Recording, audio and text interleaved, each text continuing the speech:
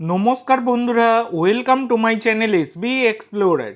তো বন্ধুরা, তোমরা সকলেই জানতে আজকে মোহনবাগান মুখোমুখি হয়েছিল উড়িষ্যা এফসির, সের্জিও লোবেরার পুরনো দল। তো তাদের বিরুদ্ধে মোহনবাগান তারা কিন্তু বড় জয় তুলে নিল। তো ব্যাপারটা হচ্ছে, আজকে লাইভের বিষয়বস্তু তোমাদের সাথে শেয়ার করেছিলাম। হাফ টাইমের শেষের দিকে একটু প্রবলেম হয়েছে 10 মিনিটের মতো, তো তার জন্য আমি সরি চেয়ে নিচ্ছি। দেখো, একটা টেকনিক্যাল বিষয় একটু প্রবলেম হয়, একটু অ্যাডজাস্ট করে নিও এই বিষয়গুলো নিয়ে।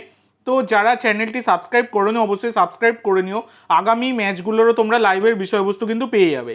তো আজকে মোহনবাগান তারা কিন্তু আজকে মানে জেমি ম্যাকলারেন তিনি কিন্তু হ্যাটট্রিক করেছেন। আজকে দুর্দান্ত পারফরমেন্স দিয়েছেন জেমি ম্যাকলারেন। এছাড়া কিন্তু আলবার্টো রড্রিগেজও একটা বেশ দুর্দান্ত গোল দিয়েছেন, সেটা বলা যায়।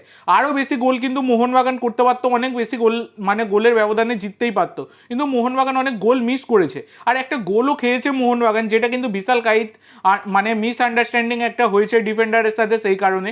তো সেইটাকেও কিন্তু অ্যাভয়েড করা যেত, মানে ক্লিন শিট আজকে মোহনবাগান রাখতেই পারতো। তো সব মিলিয়ে মোহনবাগানের আগে 3 ম্যাচে মানে নয় পয়েন্ট ছিল আর কি। বর্তমানে দাঁড়িয়ে 4 ম্যাচে 12 পয়েন্ট কিন্তু মোহনবাগানে রয়ে গেল। তো মোহনবাগান তারা টেবিল টপার প্রথম থেকেই, মানে আগের সিজনেও টেবিল টপার ছিল, তার আগের সিজনেও ছিল, এই সিজনেও কিন্তু টেবিল টপারের রেস তারা কিন্তু বয়ে নিয়ে যাচ্ছে।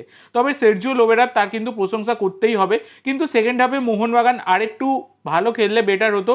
মানে অনেক গোল মিস হয়ে যাচ্ছে, এই গোলগুলো যদি মোহনবাগান পেত তাহলে কিন্তু খুব ভালো হতো। তো জেমি ম্যাকলারেন দুর্দান্ত প্লেয়ার, দুর্দান্ত স্ট্রাইকার, প্রত্যেকটা ম্যাচে গোল করছেন।